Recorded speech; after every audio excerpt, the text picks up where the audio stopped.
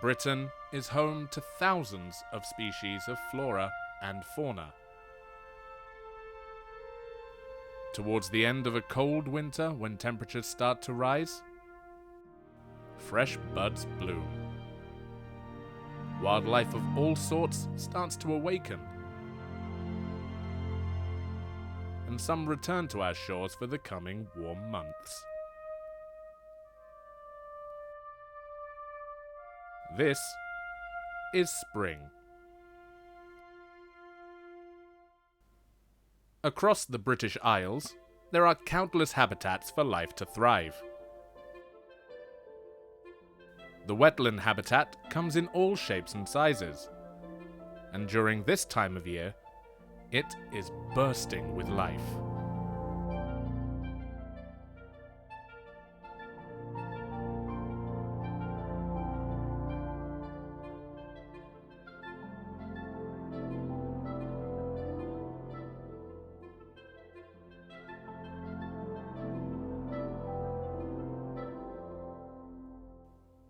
Rivers and lakes are a breeding ground for many species of insects. Once the weather gets warmer, the population increases dramatically. An ample opportunity for those who feed on insects. One species who takes advantage of this are the sand martins.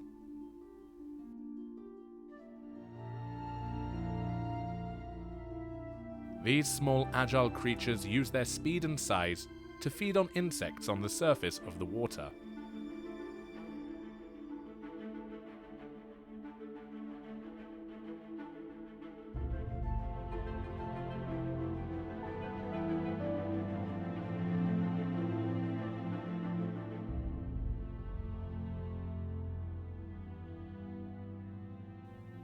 Sand martins returned to the UK in early spring from a long migration from the southern Sahara regions of Africa. Over a 2,000-mile-long journey back to the British Isles.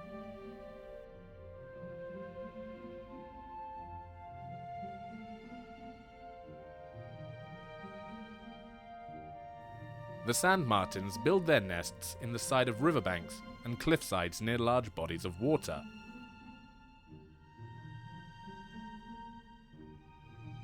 Or return to breeding colonies built in previous years.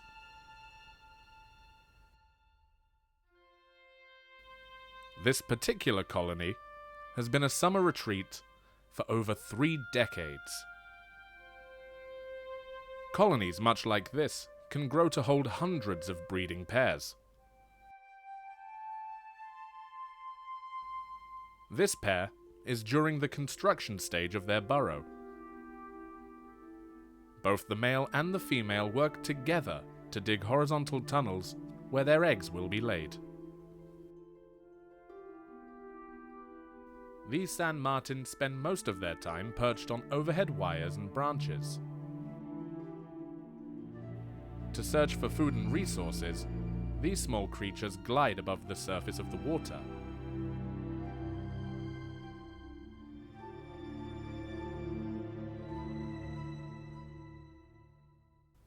After gathering resources, they return to build their nest, creating a loud and busy display of social gathering.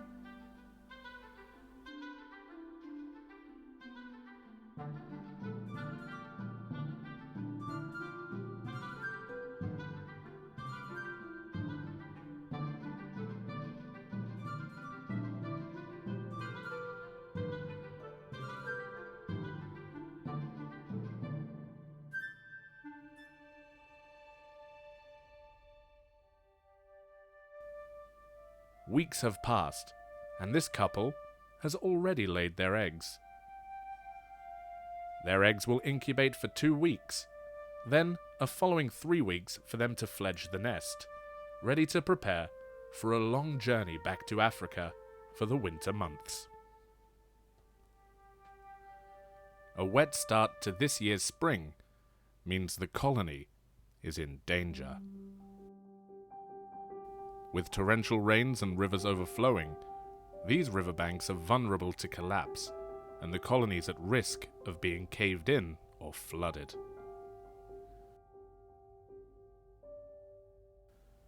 And a storm is on its way. The water levels are starting to rise. If the sand martins do not leave their burrows, they could drown. This couple must decide: leave the nest and their eggs behind, or stay and hope the rainfall passes soon.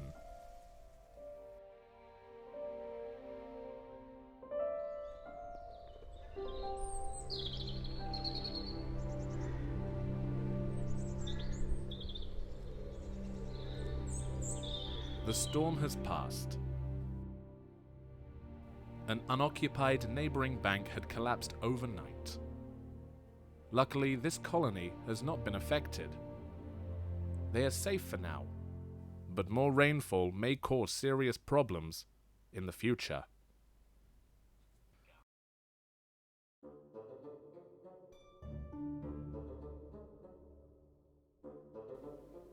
Another species to hunt on these waters are the grey herons. Compared to other species who actively search for food on these waters, the grey heron uses its patience to its advantage.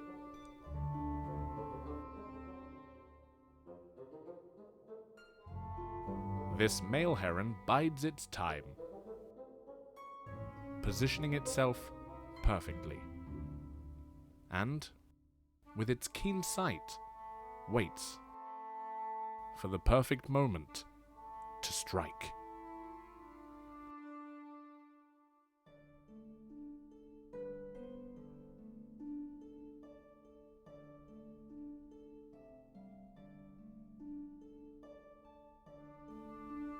This heron must not only hunt for itself this spring,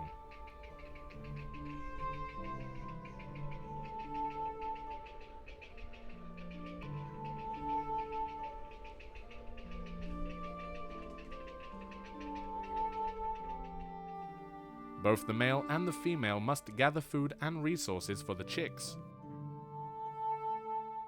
while the others maintain the nest and protect the young.